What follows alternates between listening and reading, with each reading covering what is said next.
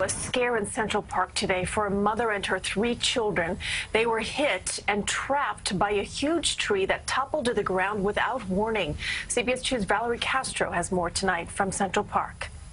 Central Park is known for its large and beautiful trees, but tonight you can see what's left of this one that toppled over earlier today. It appears that it became partially uprooted before it landed on top of a family. Metal barricades surround the sawed-off tree trunk, now the scene of an investigation into why it fell over in the first place. It started crackling and it just fell. The toppled tree took down a family of 4 with it, pinning Ann Goldman and her 3 sons under its branches. Her youngest child, an infant seen here at the hospital when he was born just last month, was still strapped to her chest underneath the tree.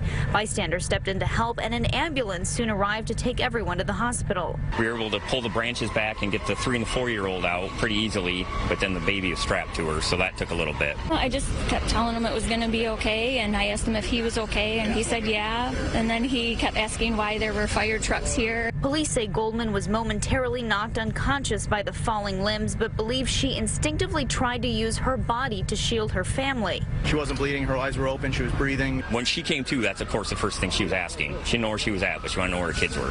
Investigators are working to figure out the cause of the fall. The 3 things that investigators will be looking at are the 3 Ds, dead, dying, or diseased. And tonight, 2 of the 4 are still in the hospital. Family members tell us that Ann Goldman has some broken vertebrae in her neck, and her 2nd oldest son has a fractured skull. Her oldest son and that newborn baby were not hurt. In Central Park, Valerie Castro, CBS 2 News.